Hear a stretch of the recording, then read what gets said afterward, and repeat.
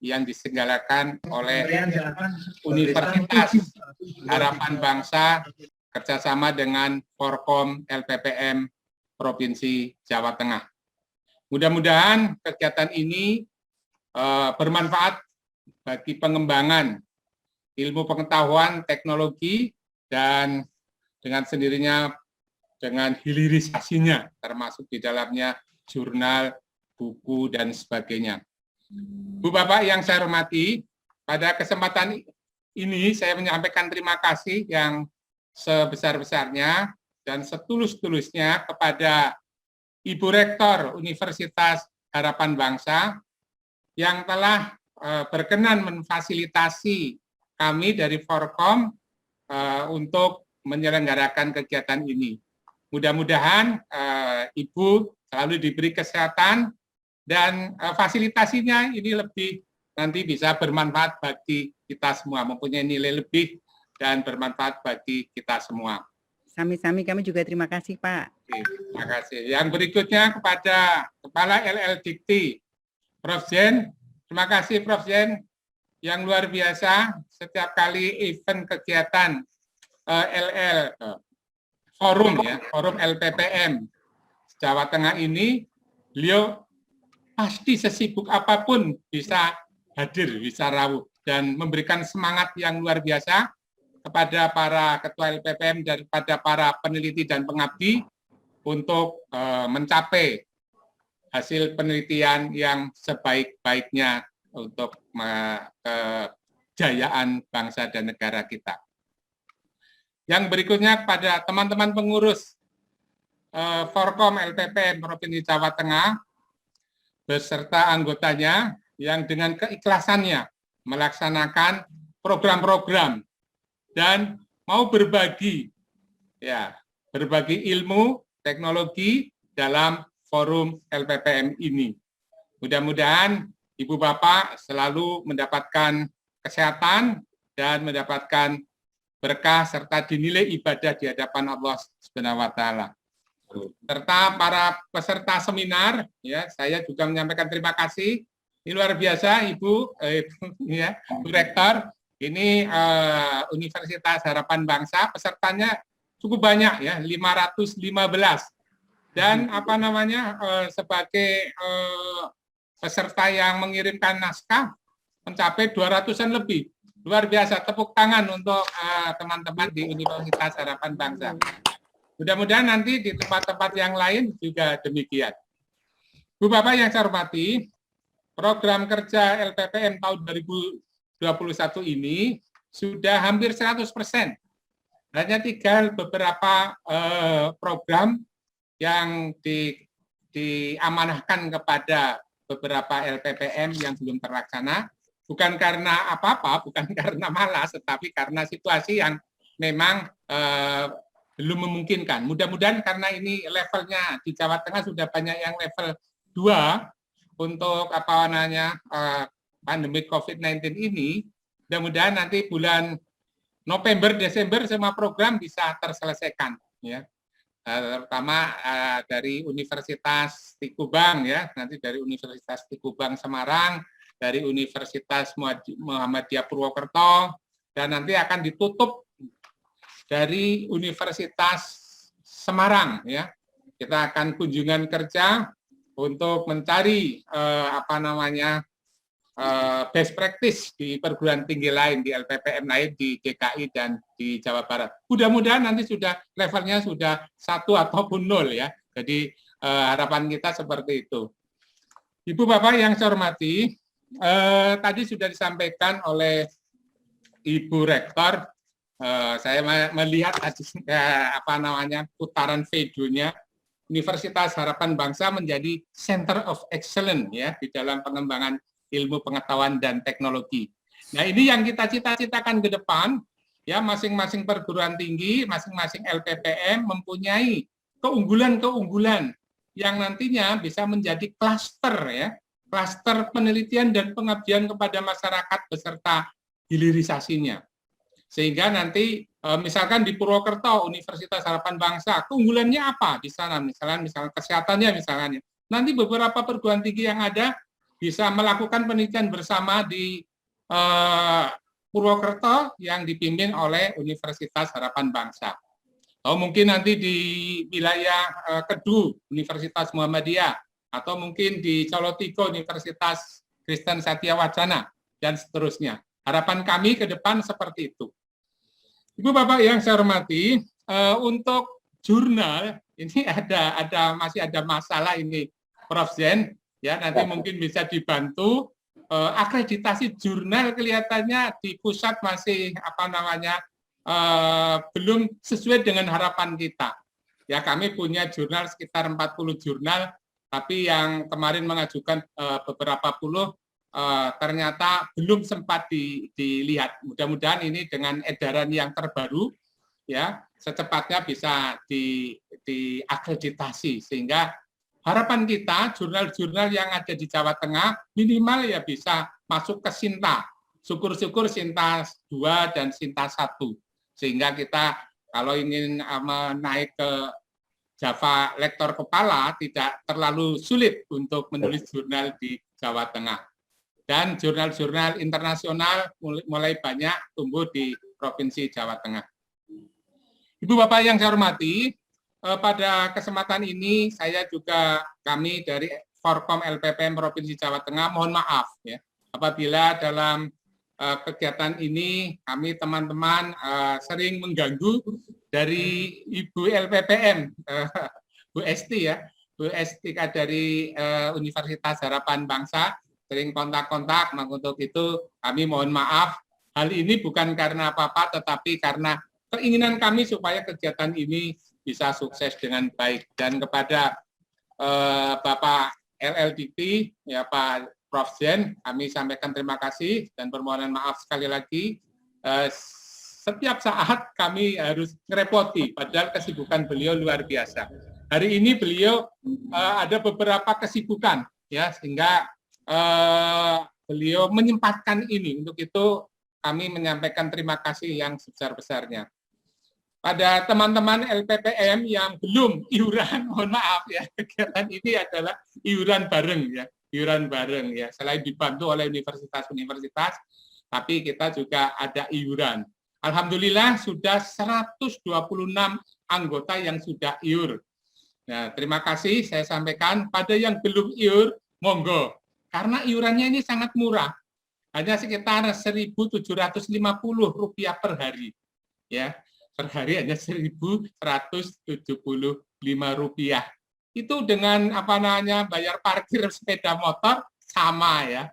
Kalau di Semarang itu sepeda motor 2.000, kalau di daerah-daerah ya 1.000 ya. Ini sangat murah. Sehingga monggo teman-teman karena sangat bermanfaat sekali, sangat berharga sekali iuran Ibu Bapak. Dan bagi yang belum iuran, kami pun tetap membuka sebagai kepesertaan di dalam Forkom ini. Sehingga kami tidak membeda-bedakan ini yang sudah iuran maupun yang belum. Untuk itu mudah-mudahan supaya program kerja Forkom ini bisa berjalan dengan bagus, maka hak dan kewajiban kita supaya bisa terlaksana dengan baik.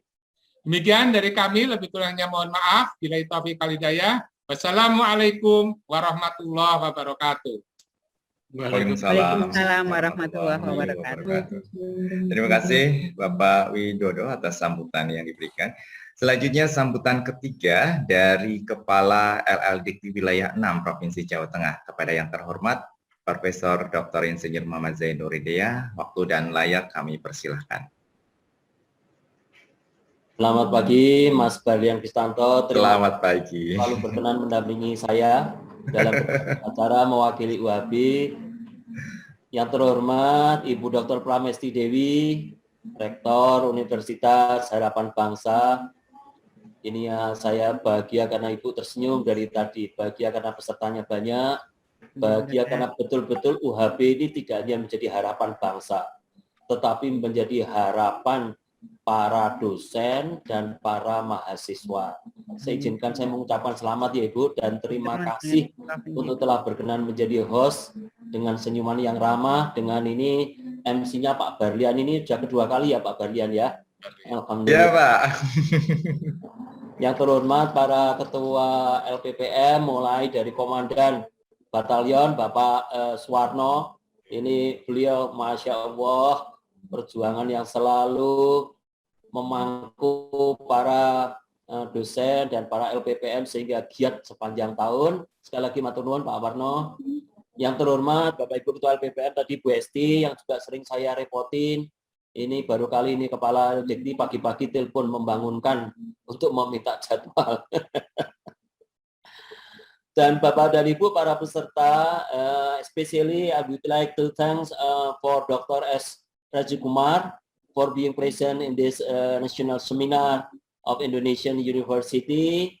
Saya juga mengaturkan terima kasih yang terhormat Ibu Dr. Nurse Rahmayanova Handayani, Sarjana Keperawatan MSc, juga yang terhormat Ibu Profesor Dr.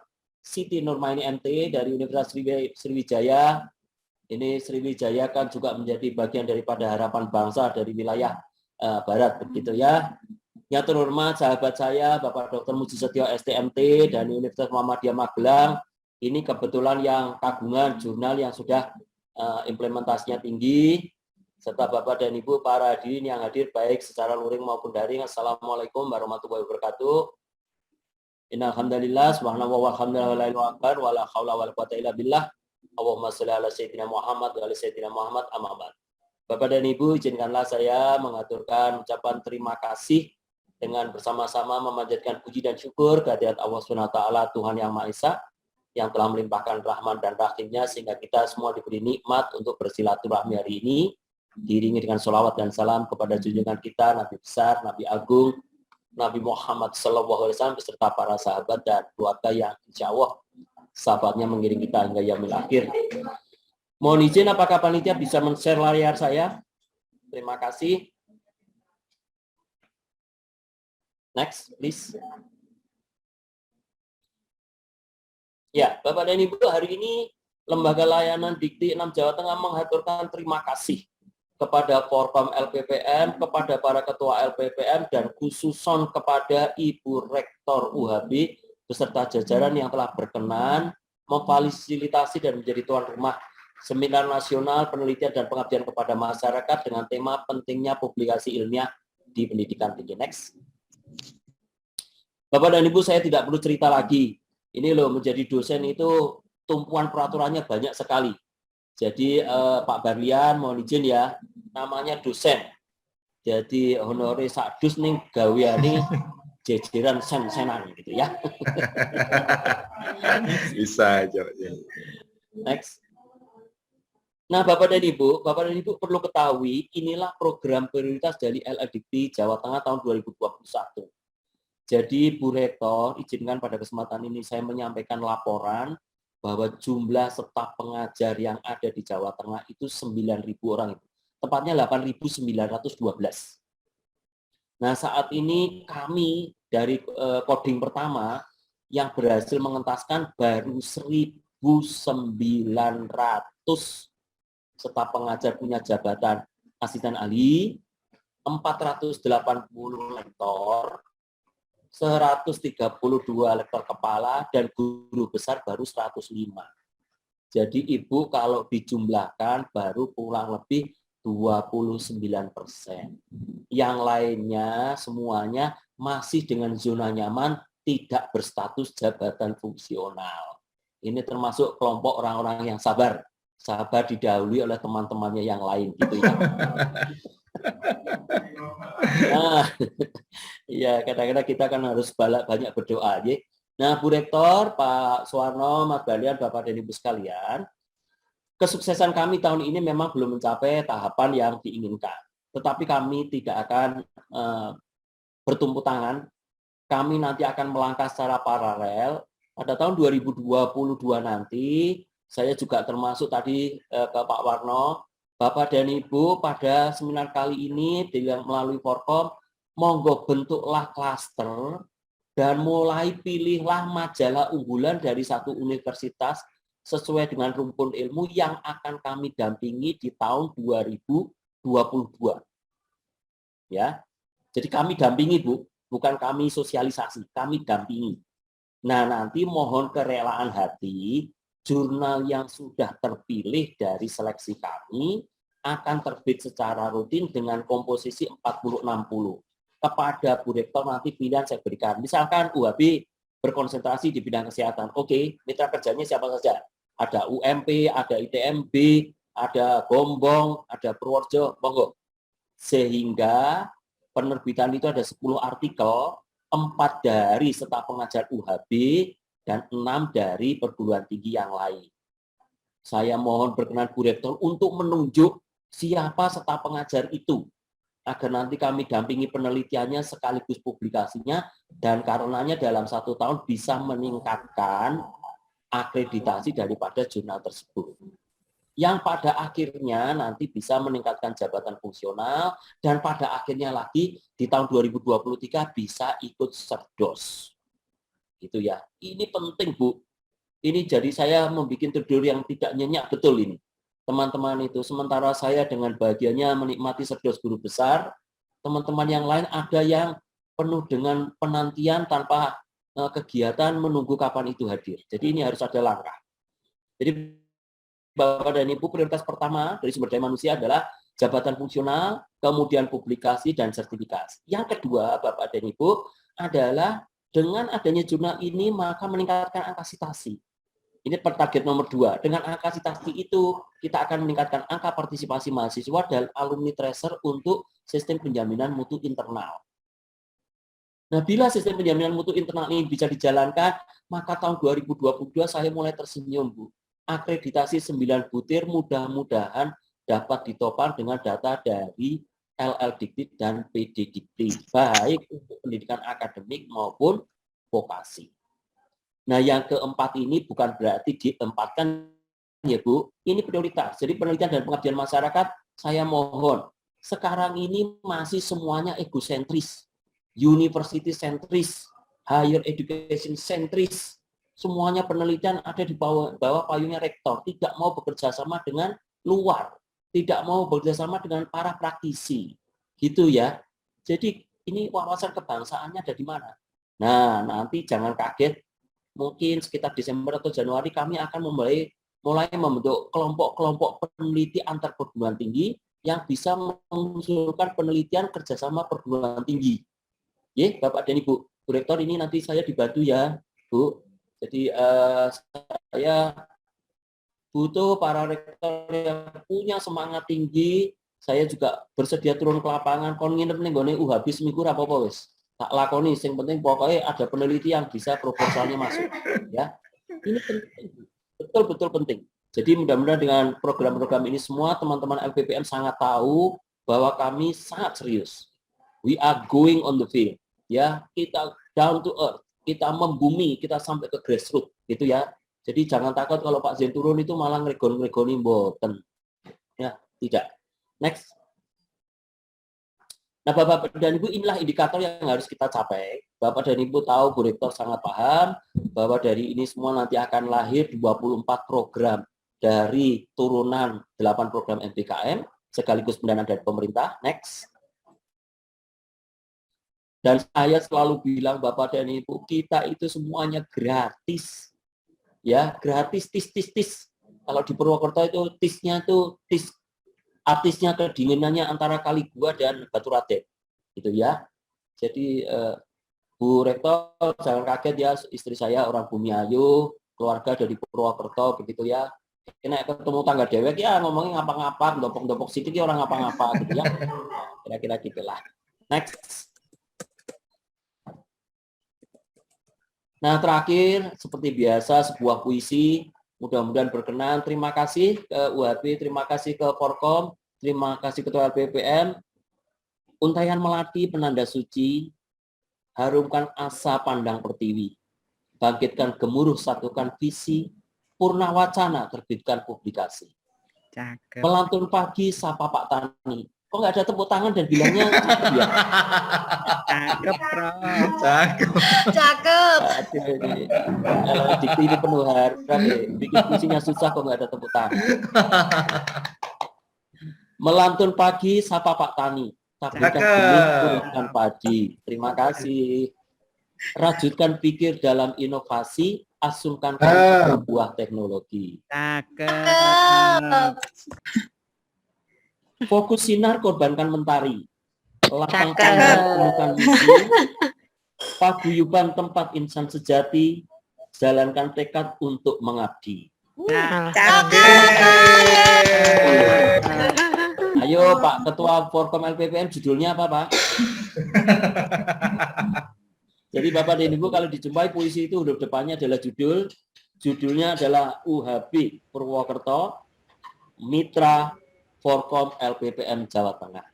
Cakep. Terima kasih, selamat berseminar. LL Dikti masih banyak kekurangannya Bapak dan Ibu, karena itu kita perlu bergandeng tangan untuk bisa maju bersama, tumbuh bersama, dan meraih prestasi bersama-sama. Matur nuwun, billahi taufiq wal hidayah. Assalamualaikum warahmatullahi wabarakatuh. Waalaikumsalam warahmatullahi wabarakatuh. Iya, selalu memberikan semangat ya kalau Pak Zen hadir itu, saya tidak berhenti ketawa dari tadi. Terima kasih Prof atas lantunan pantun yang luar biasa selalu ya. Baik, Bapak Ibu hadirin tentunya makin semangat ya adanya sambutan terakhir dari Profesor Zen memberikan inspirasi kita juga untuk selalu berkarya sebagai dosen tentunya publikasi adalah tujuan utamanya dan pelaksanaan Tridharma tak lupa itu. Baik, pada hari ini juga luar biasa karena telah menghadirkan 4 narasumber yang tentunya sudah tidak asing lagi buat kita semua bagi yang berkaitan. Yang pertama ada please welcome Dr. S. Rajesh Kumar MSc PhD from Changkung University ROC Taiwan. Thank you for joining us, and also Profesor Dr. Siti Nurmaini MT dari Universitas Sriwijaya dan juga Dr. Mujistio STMT dari Universitas Muhammadiyah Magelang, dan berikutnya yang terakhir ada Dr. Nurse Rahmaya Nova Handayani, SKEP MSc dari Universitas Harapan Bangsa.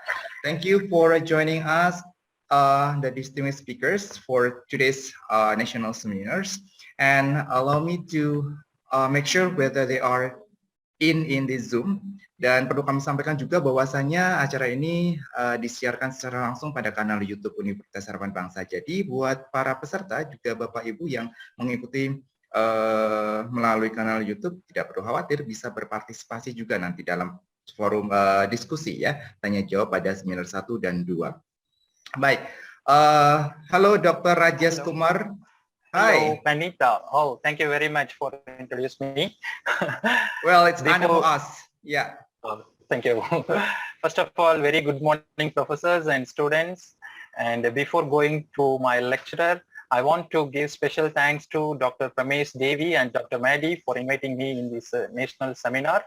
And a special thanks for giving the introductions from the chairperson Suverno Wido and Professor Muhammad Zain. Thank you very much. You are welcome, Dr. Rajesh. Thank you. Thank you. So, Yeah. I will All right. share my... Okay, Dr. Rajesh. Yeah. Yes. In this seminar, so we have 2 sessions. The first seminar will be you and also Dr. Rahmaya Nova, right? Okay. And Okay. your time is about 60 minutes. And then Okay. After that, followed with the presentation from Dr. Rahmaya Nova, and we have Okay. 15 minutes for discussion. Well, before you start your presentation, let me read your incredible CV. Yeah. Oh, thank you very much. Well, ladies and gentlemen, it's very honor for us to have Dr. Rajesh in this seminar because he will share his knowledge and also experience that can be inspiration for us in doing the research. And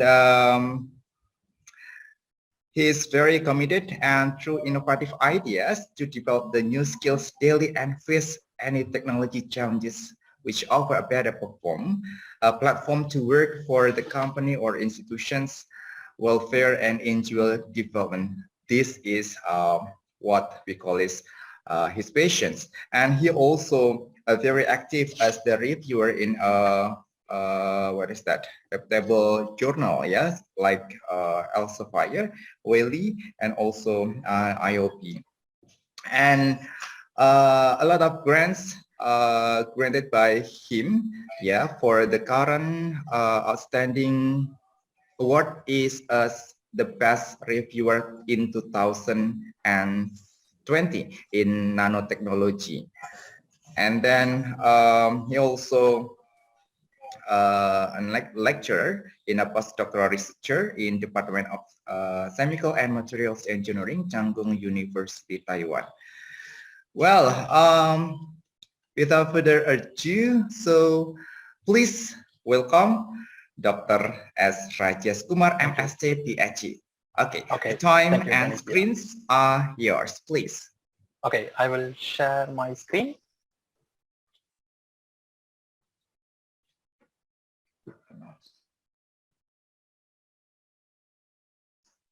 Oh, can I share my screen? Right. I So cannot able to share the screen. okay, so we are going to help you to put you as a co-host, right? Yes. Okay. Yeah. Wait a second. Okay.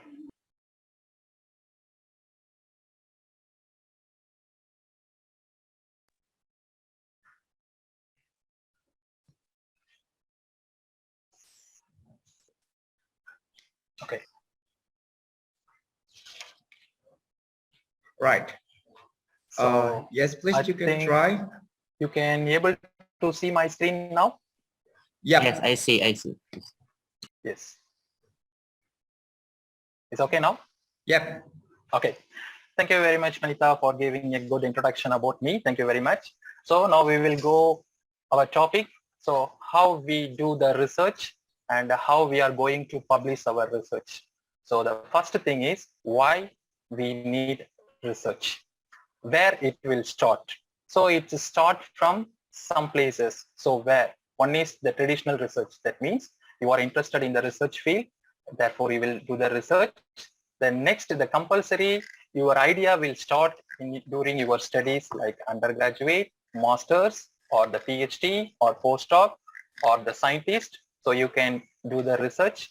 Then the next one is you can do the research using some goal. That means you get some project and you need to achieve the goal. So why we need to do this research? Because there is a lot of problems still we need to overcome. So if we know the problem, you are going to do the research. Okay. So before going to the research, you need to ask by yourself why you want to do the research. You need to ask 6 honest questions like what, why, when, where, how, who. Because if you ask this question by yourself, you know the answer. So something is missing there. So you need to find something. So that is the research. So doing research is not only for by ourselves. We need to provide our results, our fruitful results to others. Okay. So for that case, we need the publications. So the publication is limited, not only limited to university level, it need to share with the national level and the international levels. So publication is one of the necessary steps that will be important in the scientific research communities. So what you will find in the scientific research? New ideas, original results, or new methods or creations.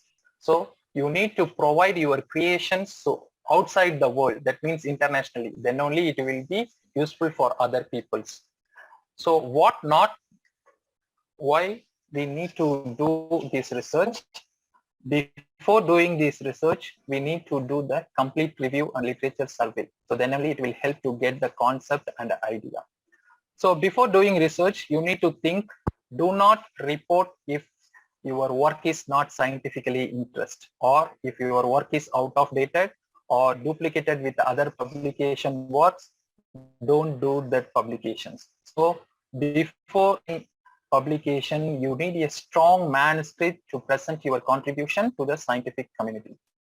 So doing a good research paper, it's not an easy task. It's a running very fast and we need to achieve the goal. How to achieve the goals? We need to follow the several steps. So here I am going to explain some of the steps which may helpful for you to write a paper or do your research. The first one is get familiar with the assignments. So what do you mean here assignment? That means in the world there is lot of fields or lot of interesting things is there. we cannot be able to learn all the things. We need to focus only one thing, like that. For example, if we say we have a lot of departments. For me, I'm the chemical engineering. For you people, you are in the nursing field. So the fields are very different. Okay. So you need to focus the particular field. So that's the first thing. Next, you need to pick a topic. Why we need to pick a topic? Because that is very important. For example, for nursing field, you are take care of many patients, like heart patients, diabetes, or many patients. You cannot do research in all the fields. You need to focus in the single field. So the broad mind to single field. So then only you can get the detailed research. So that is called as deep research. Once you find the deep analysis of the past data, then you can be able to do your own research. So before doing own research, you need to collect some past information. Why I want to do this? What problems still existing? How I am going to overcome that? So therefore, we need to organize your research. Once you organize, that means planning. Once you planning your research, then you can analyze the data. So analyzing data is very important. And the very important thing is the data analysis is not like a single time. It will be repeatability. Then only it will be meaning in scientific community. So once you analyze the data, now you can think you should create the outline or conclusion. That means, do you got the final point or not? So once you finish this research, it's nothing. That research part, that means your findings and your way of understanding the concept needs to provide the world or other people's. Otherwise, it's no meaning. So therefore, what we are doing means we need to write here international journal publications. For writing international journal publications, we need to follow several steps. Like we have the standard format like abstract, introduction, materials, result and discussion, conclusion, acknowledgement, reference. So these topics I will tell in more detail on coming slides. Okay.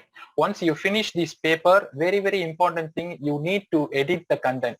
What do you mean the edit the content? Edit the content means you can read your writings again and again, many times. Every time when you read, you can find a small mistake or small typical error. That's not good for the scientific community. So before submitting your work to scientific community, you need to give the correct way. So edit your content before submitting your scientific publications. Next, very important is grammar, because the grammatical error is a big problem for many peoples. So before submitting your paper, you need to check grammar with a native English speaker or some native editing language websites. After you finished everything, again you can read, then you can submit your paper. So this is the outline of research to publication. So before going to the detail, I just give the small intro. Now we can see one by one why we need this. Pick a topic. Okay, you can see this picture here, this cartoon picture. Here there is the lot of arrow mark is there, and there is the many way you can walk or you can reach the designation. But before start the designation, you need to think which path I need to choose. So your topic is very broad, but you need to think single way. Then only you can reach the goal. So we have started with through several ideas, but you need to choose single topic. That means particular field. Even that particular field already people do some research or do some analysis, but definitely there will be some small lacking is there. You need to analyze that lacking, then only you can get the point to do the research. And next one, how you will organize the past research. Okay, different peoples will research different thing. Okay, you need to collect all the things. How one thing is related to other. You just take a look of this cartoon picture. Here you can see there is the bulb. So how this bulb will glow? Definitely we need some connections. So that is different for. So how the connection will work? Electricity. Okay. So the one object is related to another object. So we cannot focus all the pot. We need to focus in the single pot. Like my focus is only that light, how that light will going to glow. Okay, so that's my understanding. But before switch on the light, we need several paths is there. If any problem is, if I understand some problem in that path, means I need to overcome that. How we can overcome that? So therefore I need to analyze the past research, past data. Still now the researchers, what they found, I need to collect that information. Therefore collecting and analyze the information is increase our understanding of the particular topic. So particularly for academic, investigation or experimental aimed at the discovery, interpreting the facts, revised of accepted theories and laws. So doing research is not doing something, okay?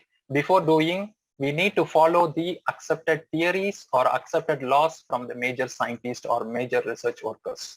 That's very, very important, okay? That application, you need to apply your research field, you get the practical applications. That means the commercial products or the commercial application which we used in our day-to-day life. Organize your how you are going to organize your research. Okay, before organize, you need to analyze the preliminary reading. Next, you need to find the topic. Next, you need to find from the topic what is going on your mind, how you are going to organize in one by one order. Okay, then you need to plan. Okay, how you can plan this based on database, keywords, and your ideas. So based on 3 important steps, you can create the research plans. And once you created the research plan, you need to start to work, because without that, you cannot get the goal. So your work will be very, very clear, because no confusion as what you seek to do, and your statement will be complete and your statement is conscious. So that means your final output will be in a very short sentence or short meaning to explain to the audience. If you discuss in more detail, that's not important, but your findings will be in very shorts, which is easy to understand the audience or the international peoples. Next one, creating an outline and the conclusions. You can see this picture here. We have the clear outline, but here it's totally collapsed. So our research will be in plan before doing that research. Then only you can get the outline of your research and the final product of your research. So your research must be have good introduction, good results and discussions, and a clear point of the conclusions. That is very, very important. Okay. So I just give some little introduction about what is research and why we need it and how we can do it. So once we finish this research, and if we keep by ourselves, then there is no use. Whenever you can do the research, you need to present your idea and your knowledge to the others. It's like a teacher and the students. The teacher teaches the subject very clearly. The students get knowledge and they improve their life. So the research is also like that. So you need to present your research to the audience. So what is the way to present the knowledge? The only way is the publications. How to publish the paper, how to write the good paper. And even the publication, there will be different way you need to publish, like the national level or international level. So the national level will reach only the particular nations. It cannot understand for the international peoples. But if you published in internationally, that will be reach all the audience. Okay, the data will help in the future and the scientific development also. So how we can do this? How we can do the writing? The first thing is language is very, very important. For national level, the language is not a problem. Even like for Chinese, Japanese, they have some own journal. They will use their own language to publish the paper. But if you published in the international journal, you need to present only in the English language. And main thing is you cannot use different types of language. You can use in the style of UK or US style. Okay, these 2 languages is very important, because for ACS publications or Wiley, that will be mostly depend on UK language, and the Science Direct, PLOS, and this type of the journals is based on the US languages. So the English language must. And I already mentioned the grammar is very, very important for the scientific publications. Then only the people can easily understand your concept, what you are telling, what is your findings. So using present tense or past tense is good for journal publication. But if you use future tense, that is not good. The future tense is good only for proposal writing or to get the project from the funding agency. But for writing a report or paper, you need to use present tense and past tense. Even some journal already mentioned you need to write present tense, you need to write past tense. So before writing our manuscript, we need to follow the guidelines of the manuscript. Okay.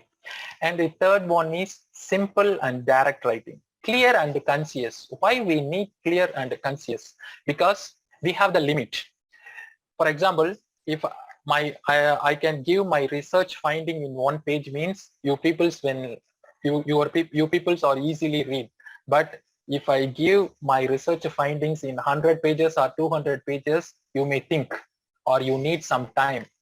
You cannot read immediately. Okay. So the clear and concise is very, very important. And the another thing is fancy language is not better. The fancy language means like what we are speaking. That means our conversation to others. It's not like a true. Okay? We need to write the English in the scientifically. So the fancy language is not better for the scientific publications. And a very, very important thing is avoid unnecessary words. Why we need to avoid unnecessary words? Because if you put each and every word is the meaning for your research community. Okay. So before writing the concept, the word is very, very important. And the main thing is keep to the journal structure. So later I will give more detail about the journal structure, how we need to organize. And you can use active voice, because the active voice, it will be make some more clear and more concise than passive voice. Okay. The publications, there is the 3 way of the publications. The first way is letter or short communication. Second way is full article or original paper. And third one is review articles. So the first one, letter or short communications. So you can understand here it's a short communication. That means you have some limitation. So your writing words will be minimum 2000 and maximum 4000 words only. And if you are using table, maybe 1 or 2 tables only. If you are using figure, only 3 to 4 figures only. So this letter and short communications, maybe 10 to 20% of researchers are used for the small findings. But if you do some detailed research, 90 to 95% of researchers are preferred to publish their work using full articles or original paper publications. Why they choose this full article format? Because here you can give your research more clearly, explain your writing in more detail, like your method, your discussion, your results, your conclusions. You can give a lot of things in very detail. So here they give more option to include up to 6,000 to 8,000 words. And another thing is here you can use maximum figure of up to 12 figures. And even table also you can use maximum 1 to 5 tables. And here you can present original data. And the one is review articles. So what is the review article? The review article is little bit different in compare with full articles or the short communications, because the review articles is collected the data from the past research. Okay. You can also include your data. That's also not a problem, but the collection of the past data. Okay. For example, now this is 2021. Okay. In the 2021, how the nursing field is improved. So how I will know the improvement of the nursing field? Then I need to collect past 10 years or 20 years of the data. So if I collect the data, then I will know how the improvement will happen. So the review article is very, very important. Next. Here you can see this. This is some example for the journal that I am going to explain how we need to write the abstract, how we need to write the introduction, how we need to write the results and discussion and conclusion, the other things. I just take this article. This article is published in 2021 from the Journal of Nursing Research. And this article title, and here you can see the three things is important mainly: title, abstract, keyword. Your entire research, any person can easily understand. If you clearly explain title, abstract, keywords, every person will clearly understand. And the next, introduction, methods, result, and discussion. That means you need to tell your story, what your findings. Okay, you can tell in more detail. And if the reader can understand your title and abstract, and if they feel that will be match your field, then they will go for introduction, methods, and result and discussions. And the final conclusion, acknowledgement, reference, and supporting materials that I will discuss one by one later. And first, title. Here you can see the title is The Relationship Between Psychological Resilience and Stress Perception in Nurses in Turkey during COVID-19 pandemic. So when I read this title, I got the idea of what this manuscript tells, what this research tells. Here you can think the main concept is COVID-19 pandemic. Which place? Turkey. So what problem this paper is going to solve? The problem is relationship between psychological resilience and stress perceptions in nurses. That means those nurses working in the hospital for the COVID-19 pandemic patients, they faces a lot of problems. Okay, that problems they are going to highlight in these publications. So choosing title is very, very important. Why I am telling the title is very, very important means once you finish the writing, you submit your paper to the journal, they will first see the title, and the first the editor will think is this title is suitable for the scientific community or is the title is suitable for this journal. They will think and then they will process. If your title is not attractive, it's difficult to go the further process. So choosing title is very, very important in the research community. Next, abstract. So what is abstract?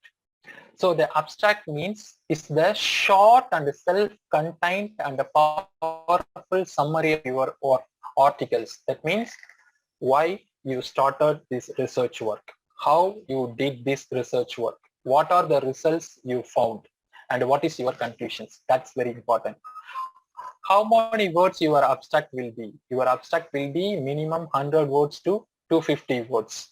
So the important content for in abstract is background, methods, your findings, and very small discussion, originality, and if you have any problem during the research, and the final conclusion. So your total words will be 100 to 250 words. You need to tell all this story, because every researchers or scientist, when they collect the paper or when they are start reading the paper, they will first see title and abstract. If they will understand the title and abstract, then only they will go through the full manuscript. That means your further writing. They won't read the paper, they just closed and they will move to another paper. So your research work will be in very powerful for title and abstract.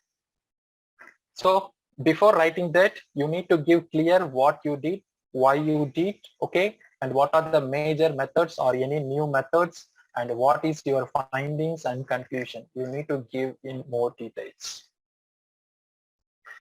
And here you can see, I will give some journal articles. I just paste here, just want to show how the abstract looks. The abstract will be varies, depends on the different journal.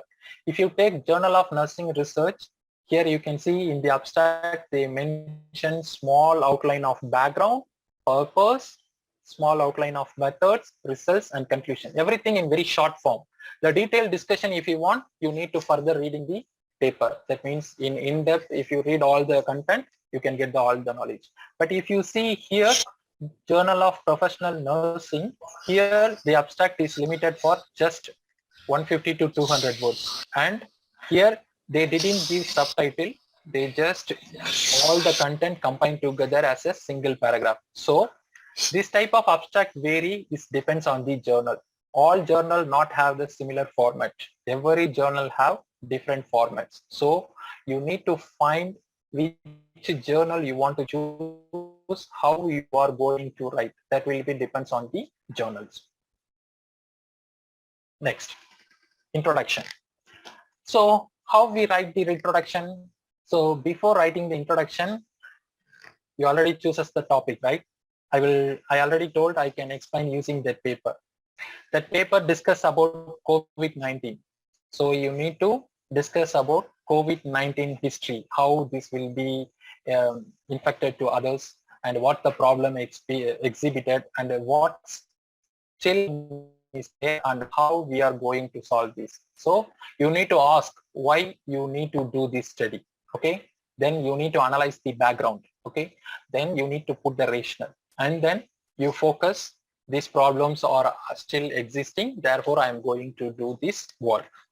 So all people's first to focus on title, abstract, then they will move to introduction. If these three are in very good manner, your publication may almost accepted, and it may attracted to the readers internationally, and this will help the research community. So 5 important points must consider when you're in the introduction sections, like nature and the scope of the problem. That is very, very important, because if you don't know problem, you cannot choose your research. Next one is explain why this work is important, because already many people are doing research and many people are finding the data, but why you want to do again? So you need to highlight that point. Then you need to collect the relevant literatures. So this thing is very, very important. When I review many papers, I didn't see the up-to-date literatures, because up-to-date literature means you need to collect the paper up to 2021. So then only you can know how the technology or the scientific community is improving in the particular field. So up-to-date relevant literature is very, very important. And briefly explain the experimental method if you do any new method or something, and you can give some small major conclusions of your work.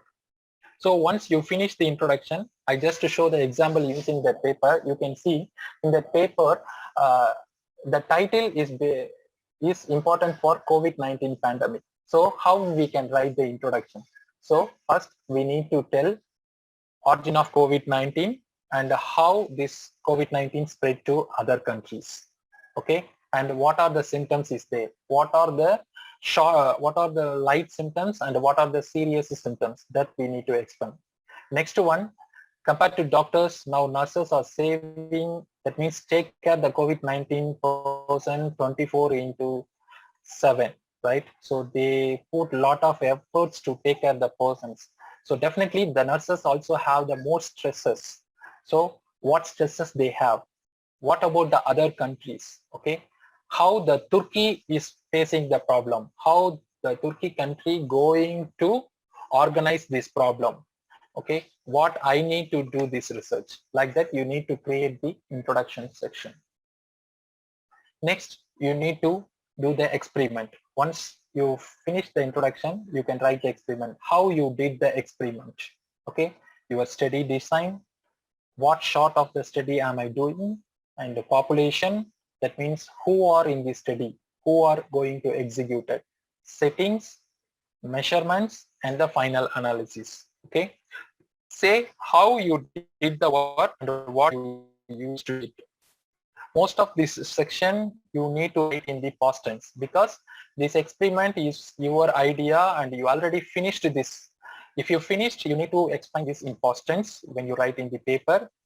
And in this method or experimental part, don't include your results. You need to tell how you did that experiment, not your results. That's very, very important.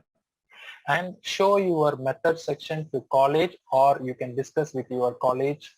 And the main thing is you create some new method, means that method will be repeatable. Repeatable is very, very important for the scientific community. And be precise in the quantities. So once you finish these methods and materials or the experiment, then we will move to Okay, here, the same paper, I can give the example. I already showed that publication, right? In that paper, how they did for the methods, that means the experiment. What they did means first they planned how we can do this experiment. What they planned, they just choose 201 nurses, 201 nurses, okay? And from that nurses, they will have a different category. They just planned like socio-demography, professional character on 3 questions, COVID-19 pandemic on 2 questions. They just differentiate the different characters. Then they collect the data. That means these 4 questions is asked to all 201 nurses and they collect the data. How they collect the data? They give the information. Is they collect the data directly or through online or through some social media like Facebook, WhatsApp, or Instagram, something like it, how they collect the data. That's also important. And during collecting data, they will get some permission from the government or the particular hospitals. So which hospital or which place they collect the data, that information you need to give. And after collecting the data, definitely we have some software to calculate in or standard deviations or something. And here they used SPSS statistical version 20.0. Okay. So this is very, very important, which version and which software is used to find your results, because every person is using different method. So we need to mention our method. In future, this will be very helpful to the other researchers like your juniors or some new scientist or something like this. Then how you did and explain in more detail. Okay. And the main thing is ethical consideration is very, very important. That means the repeatability and the standard format, that is very, very important for the method. Next, result and discussions. What is result and discussion? First, I will talk about results. So usually results for quantitative and the findings for qualitative. So it will be text or tables or figures. You need to explain in different way. Okay. What did I find? Describe the sample, who, that, the response rate, outputs. Okay. For the 201 nurses I chose, that is my experiment. So from 201, that means 201 nurses, what data I collected. So what is my conclusions that I am going to present here. So all the results you need to write in present tense or past tense. That depends on journal, but mostly to write in past tense, because the results section is describing your findings. You already found the results. So you need to use the past tense to write the results. Don't interpret your results. Avoid the temptation to intersperse this with discussion of their significance, because there is the two way of writing. One is result and discussion write together, maybe depends on the journal, and another one is results separately, discussion separately. So that depends on the journal format. So if you write the results separately, you can write only results. Don't do discussions. For example, results, I can show you how we can write the results. This is the data taken from the journal already, and here you can see they did description finding and nurses prescription stress, and they found the difference between the independent variables using that software. And here you can see they use totally 201 nurses, and they will categorize how many females, how many males, and what is their status. It's single, married, and what is their educations, and what from where they collected this data, and what's the department the nurses are working, like emergency ward, intensive care, surgery, or COVID-19 service, or service outside, and is they receive the COVID-19 training or not. So like these details. So this is, so you need to tell this result. We just collect all information from 201 peoples in the different fields, and you just explain what are the different fields like emergency, intensive care, or something. So like that, you need to first give only result. The next thing is discussion. You need to give the discussion what you find. You collected the data from 201 nurses. What you find is all nurses are in the same mentality? No. All person have different mentality. Why the mentality is changing? For example, the COVID-19, the treatment have the standard procedures. Okay. All nurses are doing that standard procedure, but all nurses are not in the same mind. Some nurses have stress, some nurses don't have the stress. Why they have the stress? What happened? So that is the discussion. So that point you need to give the principal finding. How does or what I found to fit? Okay. Next, strength and weakness. What is the strength of the 201 nurses and what is the weakness of the peoples, and how they are going to execute. So that is the discussions. So results and discussion is very, very important for the scientific community to get the clear idea about your work. So discuss the meaning of the individual results. That is very important. And here you can see paper 1, paper 2, paper 3, paper 4. We have different papers. Why I put different papers here means you need to collect many literature and you need to compare. Then only you will prove yourself your data is accurate and absolutely fine when compared to others. How you improved your data currently. That's very, very important. So use many literature to conclude your discussions. Once you finish this, next you need to write the conclusions. The conclusion is just only one paragraph. Just simply mention how your work advances the present state of knowledge. And before write conclusion, think, don't repeat your abstract, because the abstract is the short form and the conclusion is also a short form. The abstract is how you are going to do your research. The conclusion is what is your finding. So abstract is different, conclusion is different. So don't do same writing on abstract and conclusions. So the conclusion is discuss the uses, extensions, or its final applications. And if possible, if still we have to do some experiment, you can suggest some future experiment. Be clear to help the reviewer and editors and the judges for your summarized data. Because why we need to do this? Because the reviewers and the editors only help to publish our work. Don't be afraid to make any confusion. Suppose if your data is not good, don't be panic. If you are believe 100% the problem is true, you can problem. Okay. The is not only get the fruitful result, even for the unsuccessful result also we need to explain here. Then only it's easy for the scientific community. So next one is, once we finish the writing, we need for acknowledgement. Acknowledgement, we need to thank one person. We need to thank. Definitely, of course, you need to thank your advisors, professors, or co-authors, because they will help during your research time. Okay. And some facilities you used from other labs or funding agency from other sources, government or private, or some people will help to correct your manuscript like English correction or some typical correction, and the suppliers like some chemicals or glasswares or something, if they will be provide, then you need to thank in the end of the manuscript. So that we called as acknowledgements. Once you finish this acknowledgement, and the final thing, you need to include a reference. Why we need this reference? Because this reference is important to choose my problem. So my research is motivated because of these references. So when I read the articles, I know these articles still have some lack of problem. So I want to prove that problem. That means I want to overcome that problem. So reference is very, very important. But you need to limit the reference. Don't put too many references. It's depend upon the journal guidelines. You need to put 60 to 70 references is the maximum. So try to follow the journal guidelines. That is very, very important.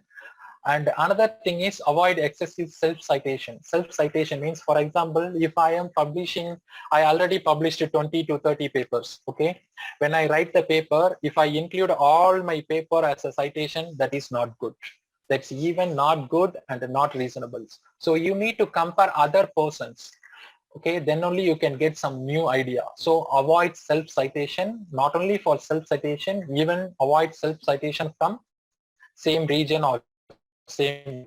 So how we can organize this reference? We also have the software name like EndNotes, Mendeley, or MS Word. You can use that software to insert the reference properly.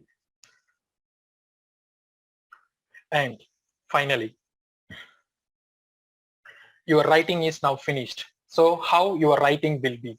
So your total writing will be 25 to 30 pages. It's the total length for the original manuscript. I'm talking about the full manuscript. The total pages will be 20 to 30 pages. For the title pages, your title will be maximum 3 lines. Don't go beyond the 3 lines. That means your title is 2 lines to 3 lines only. Next, your abstract, maximum 1 page. I already mentioned it will be 100 to 250 words, but some journal may extend like 300 words. So you can write 1 paragraph. You cannot split the paragraph. You can write only 1 paragraph. Next one is introduction. The introduction minimum 1.5 to 4 pages, and you can maintain double spaces with the word size of 12 points. Methods. You can write 2 to 4 manuscript pages. Your resultant discussion is very, very important for your findings. So you need to use 10 to 15 manuscript pages. And finally, the conclusion, again, maybe 1 or 2 paragraphs. Mostly you can write 1 pages. That's more easy for readers. And you can use 6 to 12 figures maximum and 1 to 5 tables. And references is maximum 20 to 60. But at least you need to use 20 references to prove your concepts. And the last thing is supporting material. The supporting material is another word file. For example, here I already mentioned there is some limit for usage of the figures, writings, and words. Suppose currently I have 15 figures, but here I can able to use only 12 figure, means I can put these 3 figures in separate file, and I will include writing in the manuscript. So when I submit the manuscript, I can submit 2 files. One is my full manuscript, another one is supporting material. For the supporting material, there is no page limit. You can use 50 pages, 100 pages. It depends upon the data. Even for 1 pages is also okay. So this is the final format of your paper writing. So now you finish the paper. So you finish the research, you finish the paper writing. So after that, what you are going to do? Before going to submit to the journal, you need to check the grammar. Is you revising, editing, and the proofreading is correct or not? You need to do again and again. Better you can ask your advisor or some friends to read again and again, because your point of view all looks like correct. But if someone will read your manuscript, definitely they will point out some mistakes or typical errors or some problems. So that will be helpful. So before submitting your manuscript, you need to do the grammar check and the revising again and again. Once you finish this, you need to check this plagiarism. What is plagiarism? Nowadays, this research community, the plagiarism is a very, very big problem. So the plagiarism, where it will be come from the plagiarism? It's from words, diagrams, figures, or your writings, or your information or something. How they will find this plagiarism? They will use the software like 13, F4S, QText, Complication, BibMe. These are the softwares they use to check the similarity of your content. Okay, so copying word from word is not good. Paraphrasing, that means paraphrasing means the concept you can write in the different wording form. That's also not correct and not good. You need to find by yourself. Don't copy others. And the third one is text recycling and self-plagiarisms. Okay, so you need to avoid these plagiarisms. How this plagiarism looks like? Here you can see if your plagiarism is more than 30%, that means your copying word is more than 30%, then your paper will be automatically rejected. Then there is no use for your hard work. So let's see how it will be looks like. You can see in the 2003, this author published this paper. The same author published in 2004, but they used their self-citation. That means their own paper, they used the same wordings. But when they applied to when they put this file to the software like 13 or some other software, they will show the similar color. See, the similar color looks like the copying the words from other journal. So if it will be happen in more than 30%, your paper will be automatically rejected. And it not only for rejected, it also affect your name, your institute name, okay, and your professor name. And another big thing is you cannot continue your research further. So that's the big problem. So plagiarism is very, very important. Okay, this is for writing. Next one is figure. You can see figure in 2001, they use 6 figures. Okay, But in 2004, they just twist these figures and just increase the contrast. They use the same figure, okay?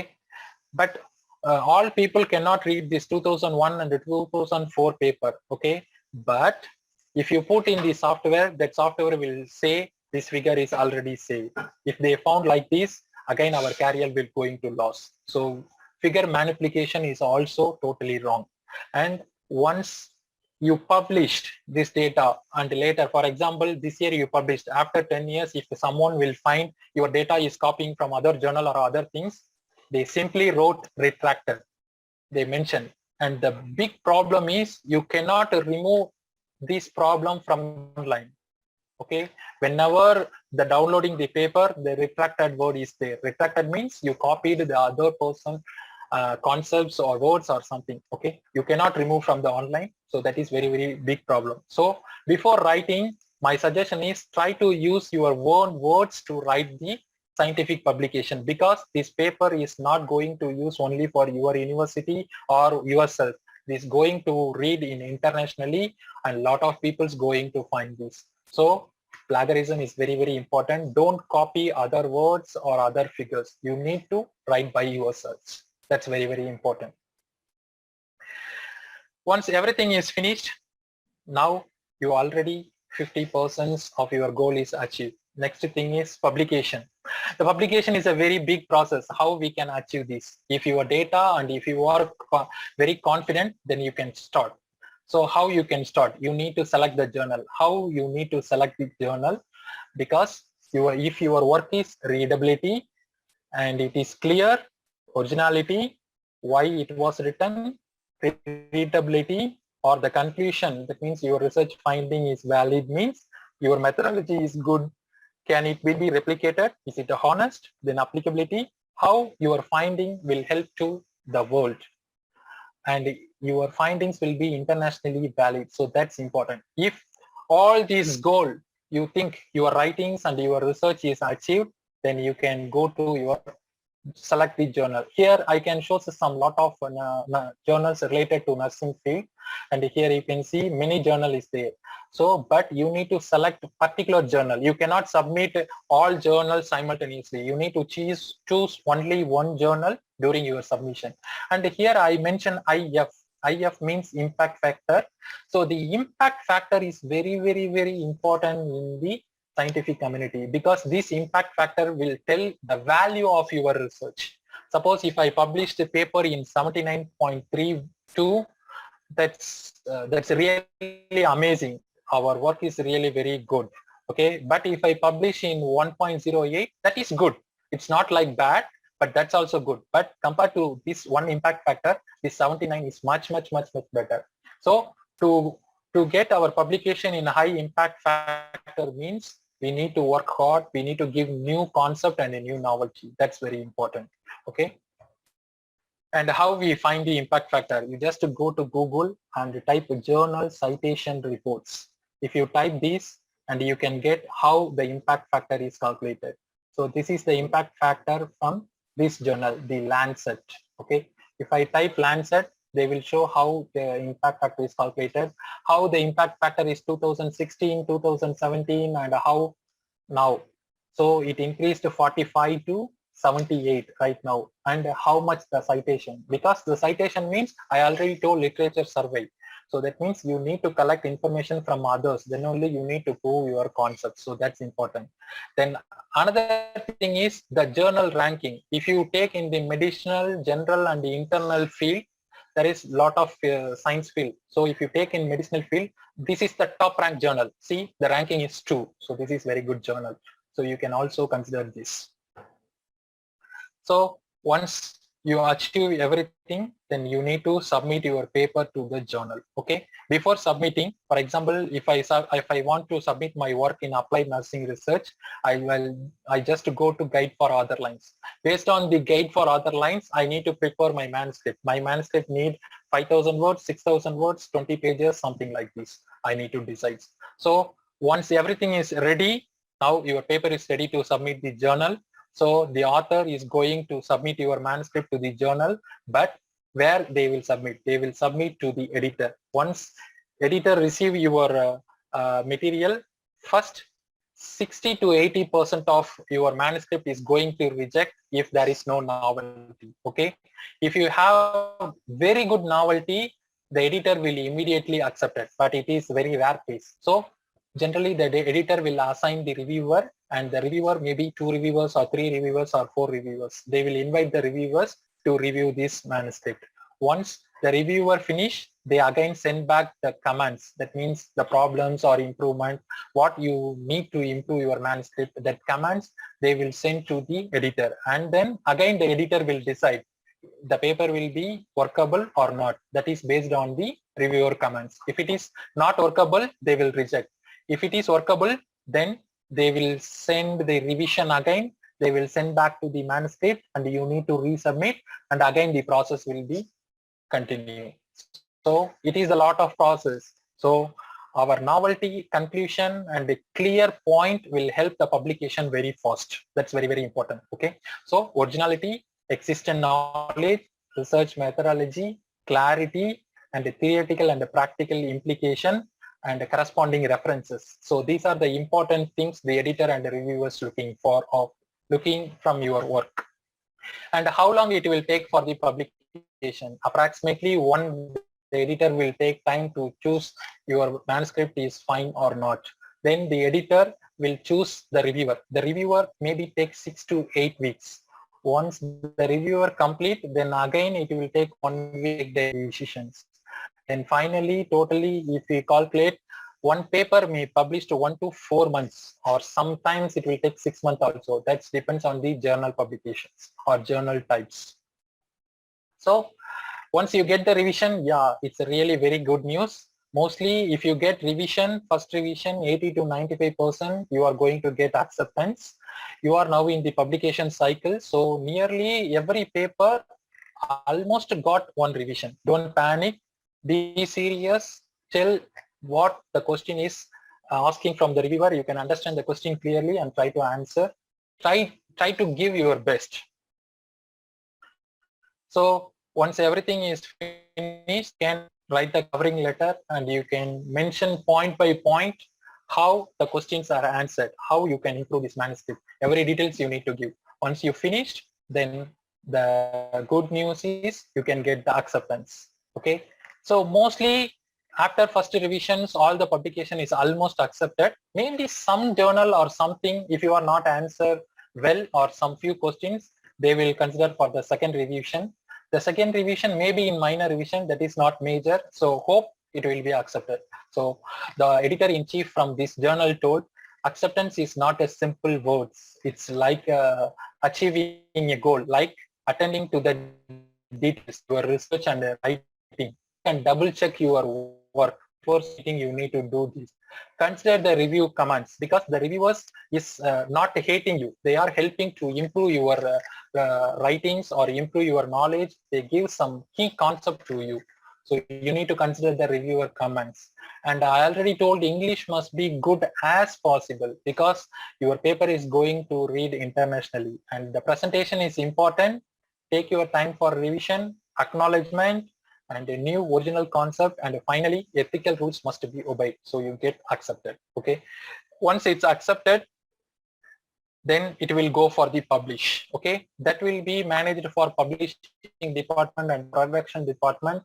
That is not our hand, so that will be automatically do. So up to the 5 steps is our goal. After that, it will come to online. Once it come online, the editorial board will give message your paper or your manuscript is in online, then you can go and check.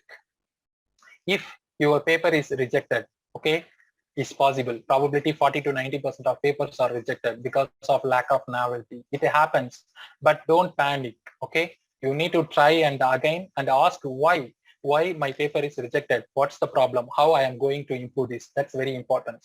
So take a deep breath and listen what is being to said. Try again and again. Okay, don't lose your confidence. Try again and again. Okay, don't give up. So definitely you can keep trying. If one journal is rejected, definitely that work will going to publish in another journal. The only difference is impact factor. That is the only changeable. Otherwise, your work definitely going to publish if you did a good works. Okay, so finally, I want to say there are no secrets to success. It is the results of preparation, hard work, and learning from failure. That's very, very important, and we keep in mind the words from Colin Powell. So thank you very much for your kind attention. And this is my campus. Chang'an University is one of the beautiful campus.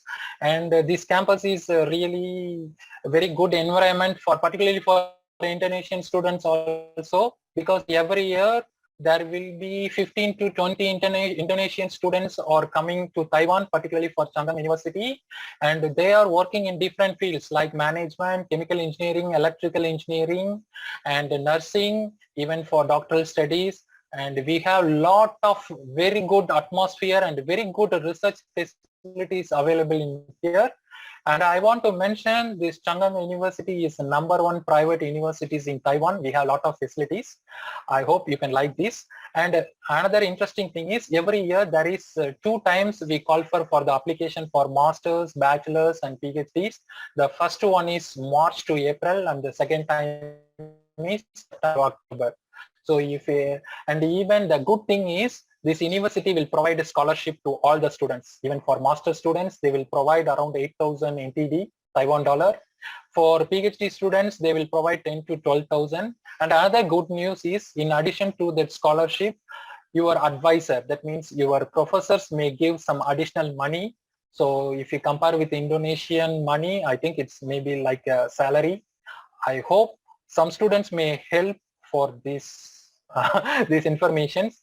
So Chang'an University is very friendly to accept the international students, and I am frankly told, compared to other country peoples, in my university, Indonesian peoples are more.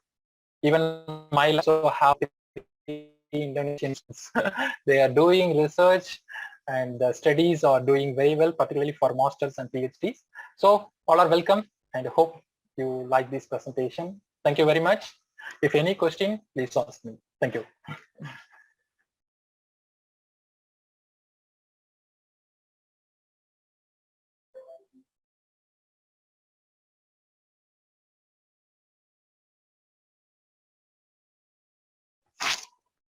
Hello? I'm not hearing the voice. Yeah. Okay, thank you very much for Dr. Thank you, Panitia. Umar. It was insightful and very detailed. You give us guidance how to produce good paper and also until to the end of the publication. And it's very very detailed and practical for especially those who are doing the research. And now it's very struggle, yeah, to publish the research paper. So many things to consider, and of course, do not be panic when you got rejection, meaning that you still have chance to revise and do revision, and then submit again and again. And also there is an interesting information from Chang'an University, provide a lot of scholarship, especially for those who are continuing their study and the international student. Thank you so much, Dr. Kumar. And we are still hoping you are in the discussion session, but we are going to have another presentation from the second presenter. Okay. Okay. Please welcome Ibu Dr. Rahmaya Nova Handayani. Are you in? Sudah bergabung, Bu Nova? Assalamualaikum, Bu Nova. Assalamualaikum, Bu Nova. Ya. Bu Nova bisa mendengar suara saya? Mungkin bisa di-unmute terlebih dahulu. Baik, alhamdulillah. Terima kasih Bu Nova sudah hadir. Iya. Oke, terima kasih sudah hadir bersama kami Ibu Dr. Nova yang sebentar lagi akan memaparkan materinya, dan perlu kami sampaikan kepada hadirin seluruh peserta terkait dengan riwayat beliau. Beliau merupakan dosen tetap di Universitas Harapan Bangsa. Adapun pengalaman beliau yang juga luar biasa, dan beliau telah menyelesaikan studinya S3 di Universitas Indonesia bidang biomedik, dan di tahun 2019 begitu ya. Kemudian publikasinya juga sangat banyak sekali. Beliau juga sudah menerbitkan penelitiannya di berbagai jurnal dari yang terakreditasi Sinta maupun yang nasional maupun yang internasional. Dan tentunya sepak terjang beliau dalam organisasi juga perlu diacungi jempol ya, karena sangat aktif sekali. Beliau saat ini menjabat sebagai Ketua Yayasan Asma Indonesia Cabang Banyumas untuk periode tahun 2019-2024, kemudian juga sebagai Ketua Perhimpunan Ahli Ilmu Falak Olahraga Indonesia Jawa Tengah untuk periode 2019-2024. Beliau juga aktif sebagai pengurus Dewan Hukum dan Kelembagaan AFKANI, serta sebagai tim pengembang kurikulum nasional KAPST Alih Jenjang.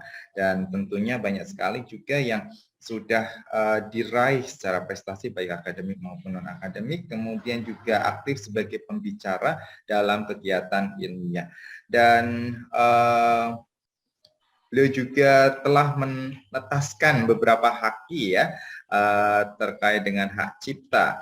Ada buku endokrinologi, kemudian konsep dasar sistem endokrin, konsep dasar hospitalisasi, konsep dasar keperawatan, kemudian ada sistem pengukuran fungsi paru jarak jauh dalam monitoring dan evaluasi pasien asma terhadap suatu terapi, dan yang terakhir adalah jalur mekanisme imunoendokrinologi senam asma dalam perbaikan fungsi paru dan eksaserbasi asma pada hipersensitivitas tipe 1. Dan masih banyak lagi terkait dengan karya-karya beliau, baik dari publikasi penelitian maupun hal lainnya. Namun pemaparan beliau juga tidak jauh penting, oleh karenanya perkenankan saya memberikan waktu 15 menit ya Ibu Nova untuk mempresentasikan apa yang akan disampaikan kepada seluruh peserta dan hadirin di seminar nasional ini. Untuk waktu dan layar disilahkan. Baik, siap. Terima kasih Bapak Barlian Kristanto. Saya mohon izin untuk share dari saya saja, bisa? Baik, bisa Ibu. Oke, baik. Terima kasih. Sebelumnya saya ucapkan kepada yang terhormat pimpinan, jajaran pimpinan di Universitas Harapan Bangsa, kemudian para tamu undangan, Prof. Zen. Selamat pagi Prof. Kemudian Bapak Isnu Suwarno sebagai Ketua Farkom, semua narasumber, Honorable Dr. Rajesh Kumar, Profesor Dr. Siti Nur Maini dan Dr. Muji Setiono. Baik, saya di sini terima kasih untuk kesempatannya. Saya tidak banyak akan memberikan materi ya. Jadi saya lebih bersifat ke pemberian motivasi ya, karena tadi terkait dengan pemaparan bagaimana trik dan tipsnya sudah dikupas tuntas oleh Mr. Rajesh ya. Thank you Mr. Baik, Bapak Ibu yang saya hormati, kalau tadi Prof. Zen itu memberikan pantun, saya buka dengan pantun.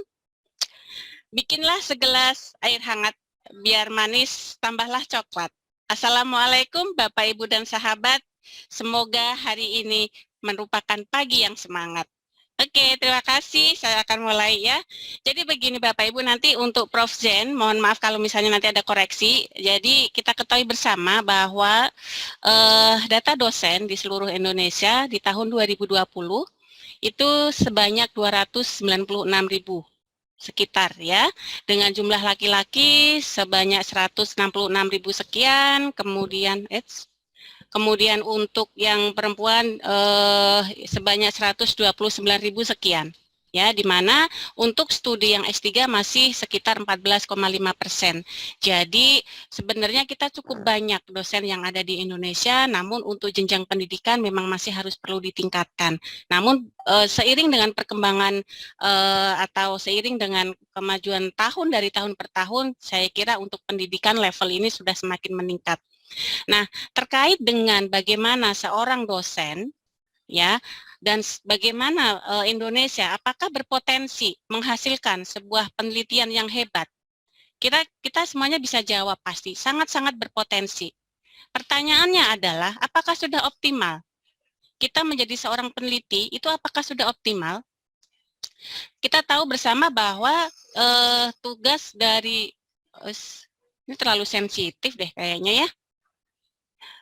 Ya, jadi kita ketahui bersama bahwa salah satu kewajiban atau tugas dari dosen adalah tridharma perguruan tinggi. Namun yang perlu kita telaah bersama untuk tridharma perguruan tinggi yang sudah kita lakukan baik di Indonesia ataupun di kawasan ASEAN itu apakah sudah optimal? Ya, bahwa kita tahu bahwa dosen itu merupakan kunci utama dalam mentransformasikan ilmu, baik itu guru, dosen ya, itu adalah transformasi ilmu. Namun yang perlu kita ketahui adalah bahwa transformasi ilmu itu apakah hanya sekedar mengajar saja? Tentu saja tidak ya, Bapak Ibu semuanya. Nah, ini merupakan data publikasi internasional di Indonesia dan beberapa negara ASEAN di tahun 2016 di Indonesia, kita masih menduduki peringkat keempat. Namun, alhamdulillah, sekarang di tahun 2018 itu sudah meningkat. Apalagi yang sekarang, kita masih berada di peringkat 2 ya. Jadi Malaysia masih menduduki peringkat yang pertama. Nah, Bapak Ibu yang saya hormati, karena waktunya sangat pendek 15 menit, saya agak pakai jet ya. Sebenarnya apa sih syarat minimal untuk menjadi seorang peneliti? Sebetulnya itu tidak sulit. Ya, tidak sulit. Kenapa? Karena inti dari yang pertama itu adalah minimal. Kita punya syarat minimal dulu. Rasa ingin tahu atau curiosity, ya.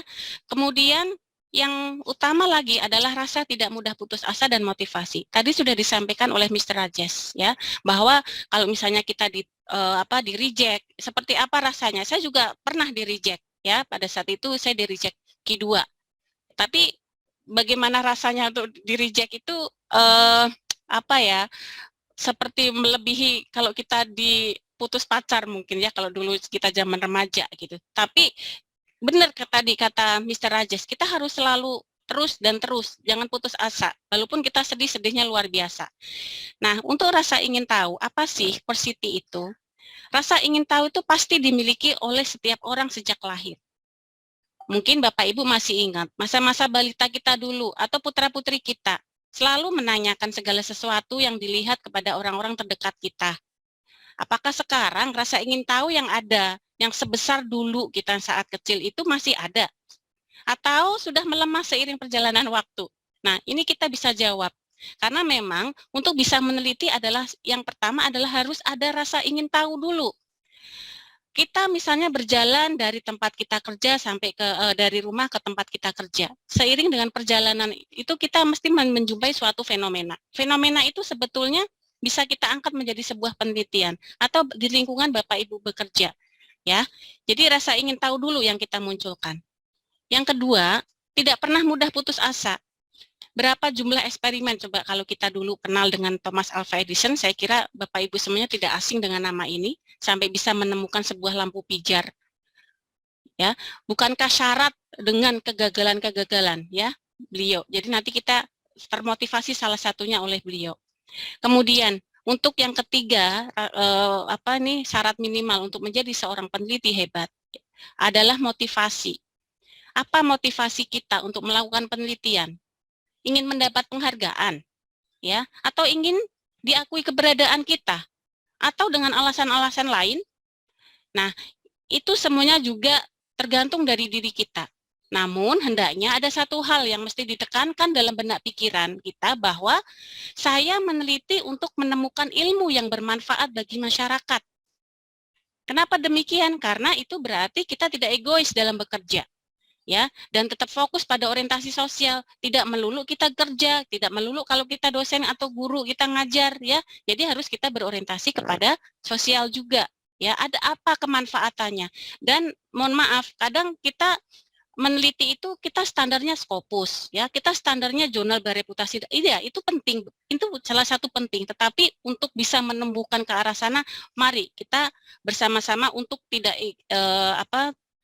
maksudnya dalam tidak egois dalam hal ini, ya, harus memberikan kebermanfaatan untuk masyarakat.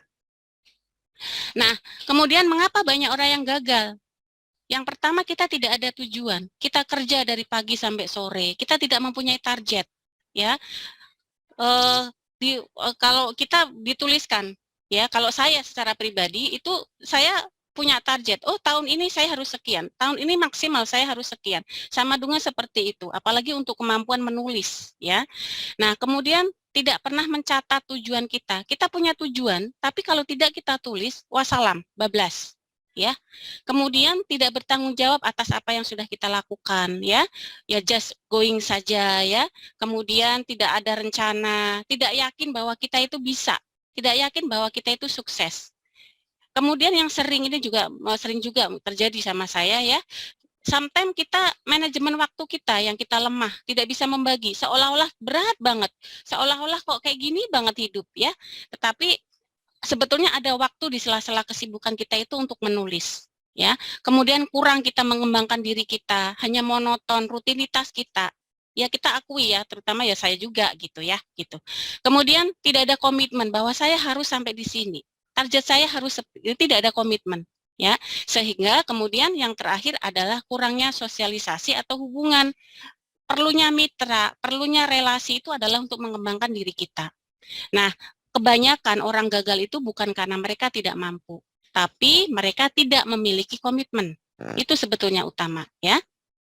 Nah, kemudian berikutnya adalah bagaimana 8 prinsip sukses, karena kita berbicara menjadi seorang peneliti, ya. Jelas kita harus memiliki daya juang. Kita tahu bahwa Thomas itu memiliki 1000 sekian macam buah paten. Ya, di 99.009 sekian itu gagal dan satunya adalah berhasil. Jadi beliau punya motivasi yang mungkin perlu kita junjung tinggi, kita perlu tiru, adalah saya sukses karena saya telah kehabisan apa yang disebut kegagalan. Sudah lelah, tapi tidak akan pernah ada kata lelah, gitu, ya. Nah, terkait dengan bagaimana organisasi untuk jurnal yang terindeks, ya.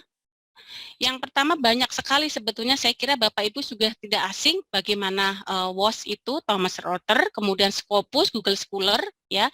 Kemudian kalau WOS itu memang sudah dari awal, ya, sejak tahun 63-an, ya, terindeks sekian puluh ribu, ya, jurnalnya sudah terindeks. Kemudian Scopus di bawahnya itu di-launching oleh Elsevier, ya, tahun 2004, dan Google Scholar.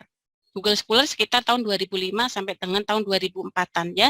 Jadi selain jurnal tersebut itu ada juga EBSCO, ya, ProQuest, DPLP dan lain sebagainya yang setara dengan Google Scholar. Kenapa tidak bisa di next, ya? Oh, oke. Nah, kalau kita ketahui bersama bahwa ada beberapa algoritma dalam perankingan jurnal yang kita bisa ketahui dari berbagai macam web, ya, bisa dari WOS, ya, atau di sini adalah Journal Impact Factor, ya, Bu, atau maaf, dari 1 menit lagi, ya. 1 menit, Masya Allah. Baiklah, karena 15 menit, ya. Baik, nanti materi nanti bisa di-share, nanti di sini ada beberapa jurnal, kemudian ada sumber pencarian literatur, baik itu yang gratis dan berbayar, nanti bisa Bapak Ibu coba di masing-masing masing-masing ini. Nah, terus kemudian trik itu sebetulnya tadi sudah disampaikan oleh Mr. Rajesh, ya, dimana kalau di Indonesia sekarang sudah sangat antusias sekali untuk memberikan reward-reward, baik itu dari Ristek Dikti, baik dari LPDP dan lain sebagainya. Terus kemudian, nah ini, ya, jadi Scopus itu sebetulnya tidak menakutkan, ya. Nah, ini juga bagaimana kegagalan dalam submit, intinya adalah di sini adalah bisa karena salah tema. Kadang kita salah kamar, ya. Ada beberapa jurnal yang misalnya Scopus ruang lingkupnya, ya, ruang lingkupnya di materi A, tapi penelitian kita di isu atau tren materi B, kita mesti akan di reject, itu jelas, ya. Jadi biasanya kita salah kamar, ya, atau salah kualitas, kita memang jurnal kita atau artikel kita kurang kualitas. Nah, apa sih yang dimaksud dengan kuartil? Kita ketahui kalau ini adalah dari terindeks, ya, dari jurnal dari Q1 dan Q4. Jadi semakin rendah kategori key jurnalnya, itu semakin besar pengaruh dan reputasinya. Anggaplah kalau misalnya Q1, anggap ada 100 jurnal. Jadi Q1 ini adalah dia memiliki peringkat 1 sampai 25 jurnal. Kalau misalnya kita anggap ada 100 jurnal. Begitu juga dengan Q2, dia mempunyai peringkat misalnya 26 sampai 50. Q3 misalnya dari 51 sampai 75 dan yang paling terendah itu adalah Q4 ya, dari 100 jurnal dia memiliki ranking peringkat ke 75 ke atas ya, begitu. Nah, ini tip-triknya ini nanti bisa dibaca ya Bapak Ibu. Sebetulnya jangan terorientasi kepada internasional. Jurnal Scopus yang ada di Indonesia itu juga banyak ya. Nanti saya kira di sini sudah ada panduannya, tinggal Bapak Ibu pilih saja mau country atau negara yang mana, pilih yang Indonesia ya. Ini biasanya akan lebih memudahkan kita ya untuk di region Asiatik ya atau Asia. Kemudian pilih di Indonesia, nanti scroll ke bawah dan lain sebagainya, nanti kita ini. Nah, ini beberapa secara garis besar terkait dengan bagaimana trik. Yang pertama adalah jelas kita harus punya komitmen. Yang kedua, ikuti konferen yang di situ ada Scopusnya. Karena biasanya kalau kita mengikuti konferen itu kita bisa lebih mudah daripada langsung submit ke jurnalnya. Ya.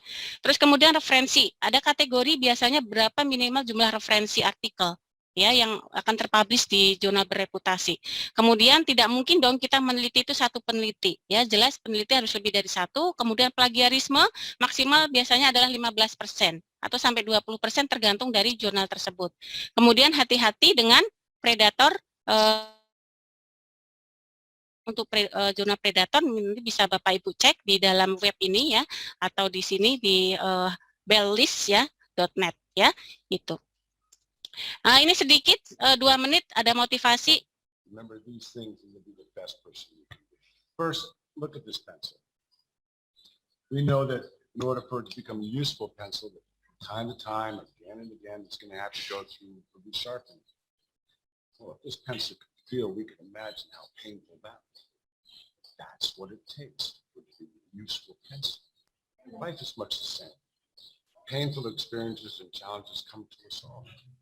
But it is through these opportunities that we build character and we grow. Second is to keep in mind that we'll be able to correct many of the mistakes you make along the way, just like this eraser. We learn from our mistakes. They're not mistakes. They're lessons we can use to do better the next time around. The third is science. Every place where you are used, you leave your mark, writing your own story.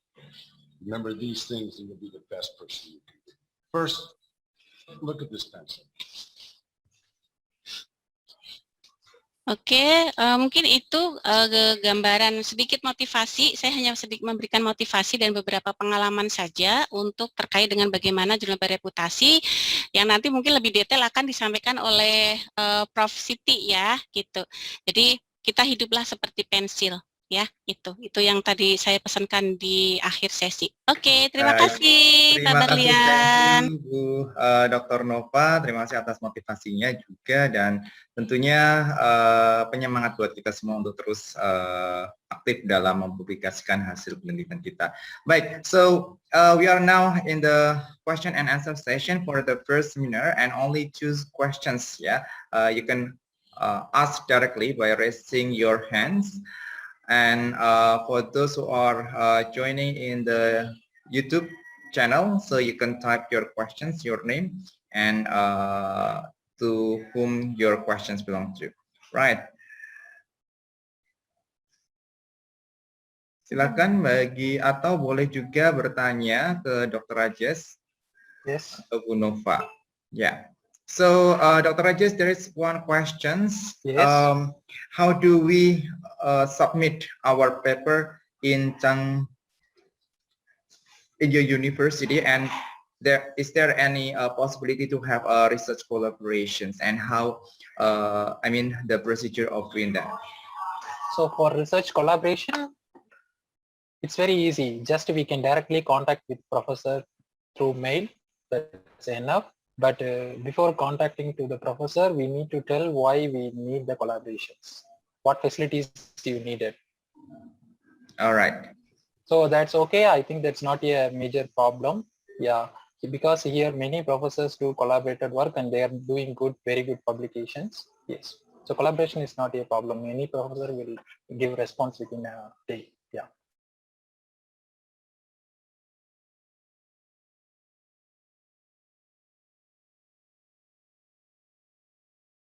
Taiwan as well. Oke, selanjutnya satu lagi pertanyaan untuk Ibu Dr. Nova dari Wahyuni. Pertanyaannya adalah jika mendapatkan email unsuitable submissions, apa yang bisa dilanjut? Apa bisa kita lanjut submit lagi atau mungkin dengan artikel lain? And maybe Dr. Rajesh also can give additional answer. There is a question asking if we get an email from the journal unsuitable submissions. Is it possible to continue our submissions, or we can change another research article? Yeah. That means you are talking if the journal is rejected, Yes. will resubmit or not, right? Yeah. Actually, for my experience, if I choose one journal, I will try to publish that journal. Actually, initially the editor will reject. If the editor will reject, it's little bit difficult to resubmit the same journal, because the editor simply say there is no novelty. If that will be happen, it's difficult to resubmit, then you need to choose another journal. But if the editor will pass your work to the reviewer, and you can get the reviewer comments. The reviewer comments, they will give detailed comments like 10 questions, 20 questions, or 30 questions. Based on the questions, the editor will decide.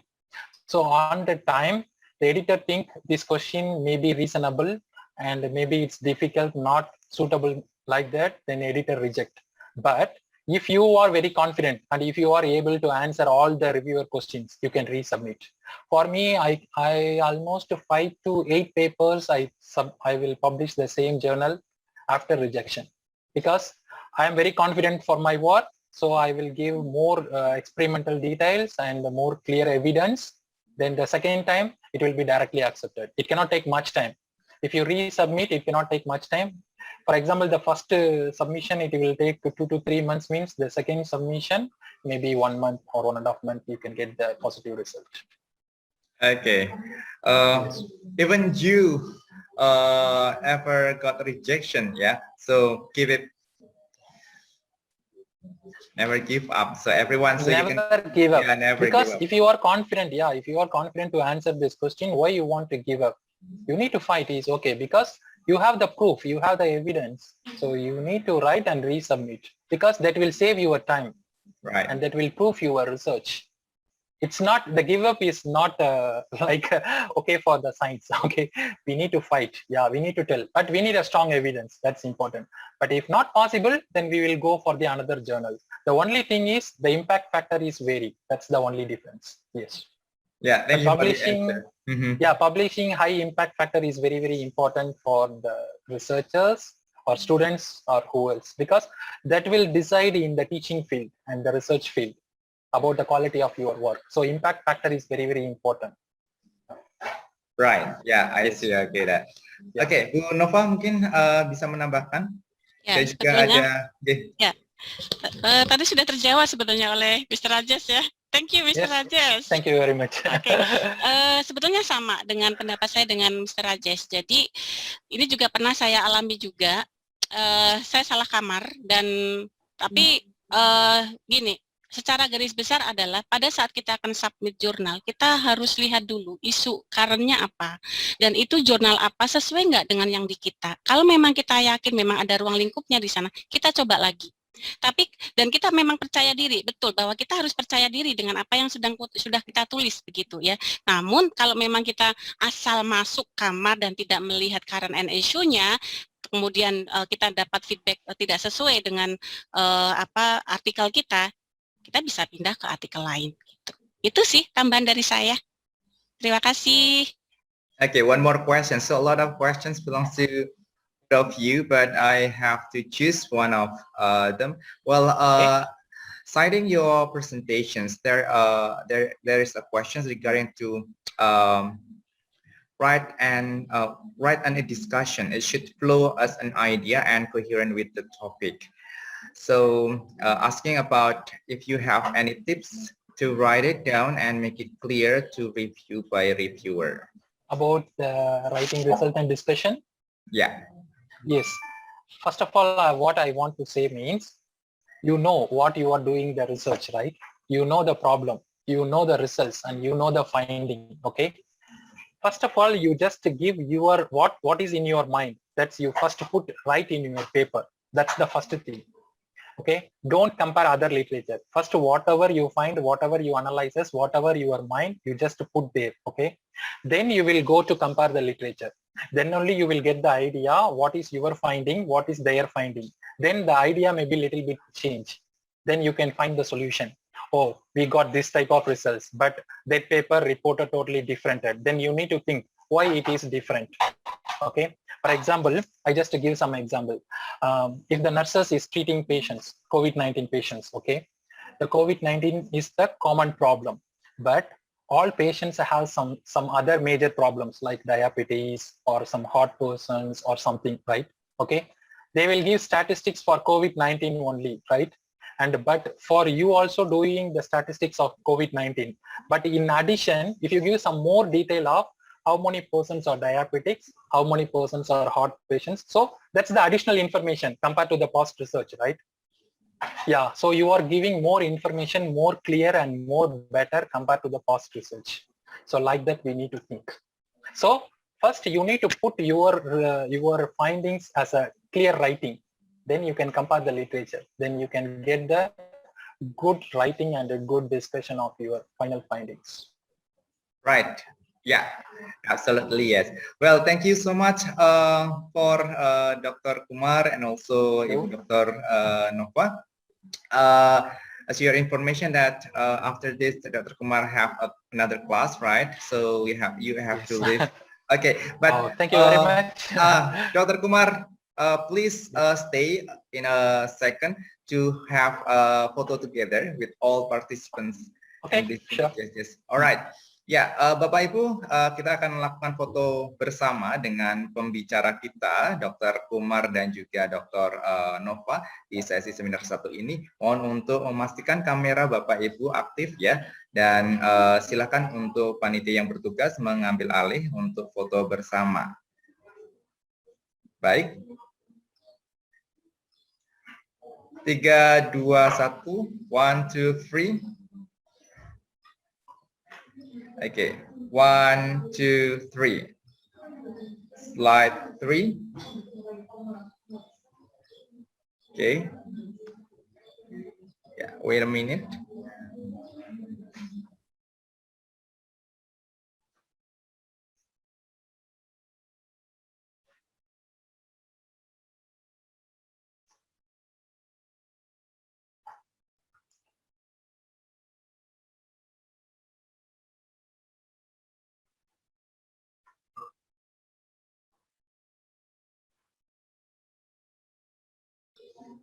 Excellent. Thank you so much, Dr. Kumar. Okay, thank you very I'll much. see you in another occasion. Yeah, thank you very much. Thank you very much, Vanita. And I want to specially thank to Pramisa Devi, Dr. Pramisa Devi and Dr. Maddie, for inviting me for this seminar. Thank you very much. Bye-bye. Bye-bye. Thank you. Bye-bye. Thank you. Yes, you may leave if you have another things to do. Thank you, Dr. Kumar. Once again, terima kasih Bu Nova juga. Baik, Bapak Ibu, luar biasa menarik sekali obrolan kita dan juga presentasi dari kedua pemateri di sesi 1. Dan berikutnya kita akan melanjutkan seminar ini di sesi 2, tentunya menghadirkan 2 narasumber lagi yang tidak kalah seru dan tentunya punya record yang sangat luar biasa sekali. Baik, saya akan